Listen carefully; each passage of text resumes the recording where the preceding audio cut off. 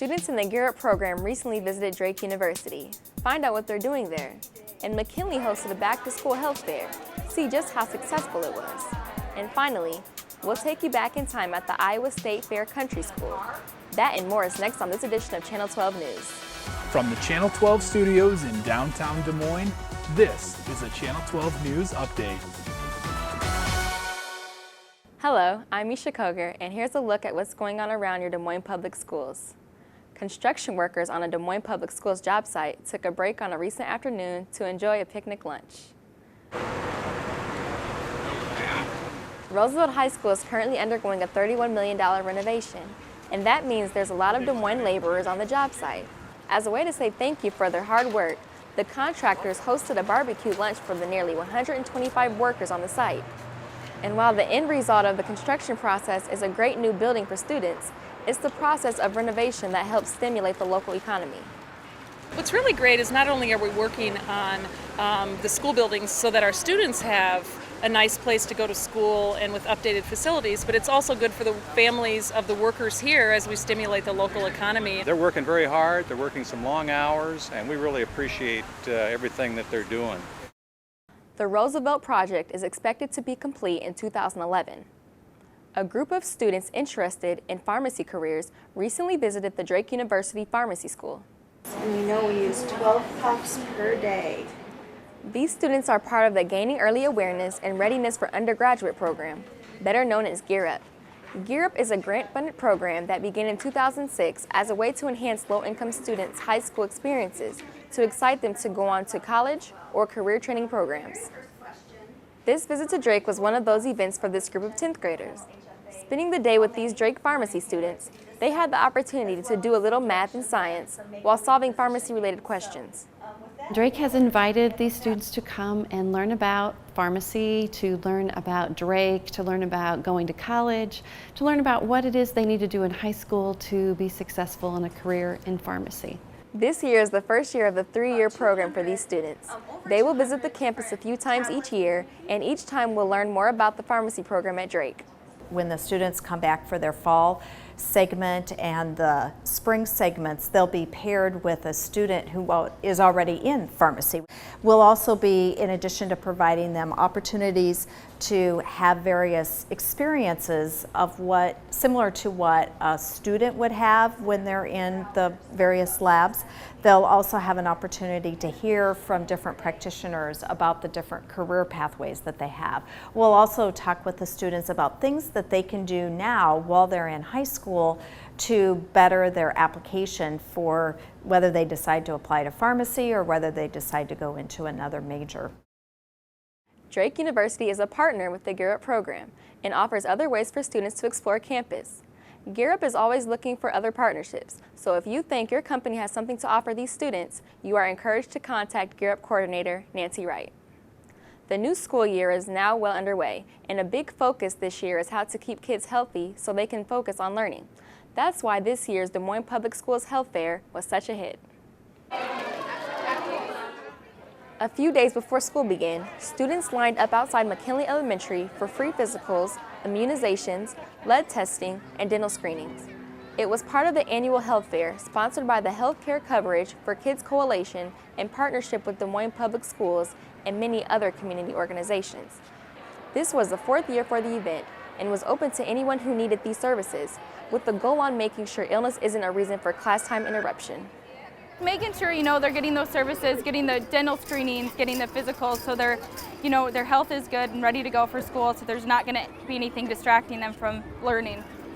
The annual health fair utilizes over 70 volunteers from organizations around the city.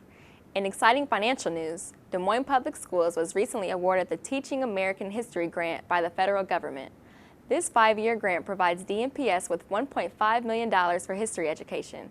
At a recent kickoff event, teachers had the chance to listen to a keynote address by Jeremy Surrey, a historian from the University of Wisconsin. This had huge institutional and real-life effects far beyond foreign policy.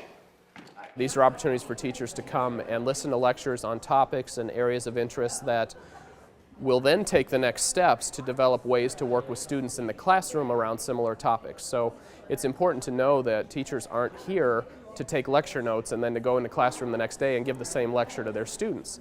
But because they're focused on teaching, they often miss opportunities to stay current with some of the research in the field. In addition to providing money for lectures from prominent historians, this grant means that DMPS is able to look at ways to improve history education at every grade level.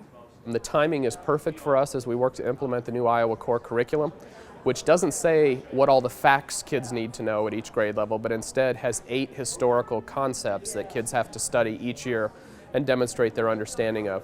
So it's a perfect opportunity to do curriculum work at the same time we help build the content knowledge and expertise of teachers. Several other organizations helped in getting this grant, including Iowa State University, the Gilder Lehrman Institute of American History, DMAC, the State Historical Society, Fort Des Moines Museum, and Living History Farms. The partnerships that have been created between these institutions here are so impressive. A lot of these grants exist, but rarely have I seen a case where you have so many institutions working so well together. The school district, the Historical Society, the university, various museums around here. And that's really a testament to this community, and I'm quite certain this is going to be a successful grant. Des Moines Public Schools was one of only 146 districts nationwide and the only district in Iowa to receive this grant. Keeping schools safe is a priority of district officials. To that end, district leaders recently held a workshop at East High School to share information on the district's plans in the event of an emergency. You are the people on the ground experiencing the crisis firsthand. The Readiness and Emergency Management for Schools workshop addressed issues relating to H1N1, pandemic planning, grief response, and crisis communications. A few staff members from each school attended this half-day-long workshop. Finally today, students from some Des Moines elementary schools had the opportunity to step back in time, at least for a morning anyway. How did they learn in the early time before paper and pencils? Each year at the Iowa State Fair, retired Des Moines Public Schools teacher Diana Darge teaches classes in the country schoolhouse. How many of you think that it's because of the heat? The classes are half-day sessions complete with everything from spelling to math to old-fashioned recess activities like sack races. Mrs. Darge draws upon her years in the Des Moines schools and also on her time before that, where she actually taught in a one-room schoolhouse. Back in 1956, I taught in a one-room schoolhouse in Nebraska, where everyone was in one room, and that was grades kindergarten right up through 8th grade. The activities are sponsored by Mrs. Clark's Foods, a local food wholesaler who deals with area schools. For Mrs. Clark's, it's a very natural and fit for us because one of our primary channels of marketing right now is we sell to the school districts and to the school lunch programs. So right here behind me I have the gallons. These are one of our primary markets now is to sell these into the schools. This year, 6 schools from our district participated. Each winter, Mrs. Darge contacts school principals who put together a list of students who might be interested in a morning of old-fashioned learning at the Iowa State Fair. Each student and one parent receive free admission to the fair, so after a morning of learning, the afternoon can be full of fun fair activities. And if you had a piano in the mid-1800s, early 1900s, you were very lucky. I hope that they have an appreciation for, first of all, our country and how hard it was for everyone to come from the east or from the north coming down, how hard it was for the Indians to make friends with the pioneers, how hard it was for everyone to give us this wonderful country. If you are interested in your school taking part in this during the 2010 Iowa State Fair, contact Tanya Cook, Special Events Director for the Iowa State Fair at 262-3111. That's all for this edition of Channel 12 News. Don't forget to visit our website at www.channel12online.org to watch all of these stories again right from your computer. Until next time, I'm Misha Koger, and thanks for watching.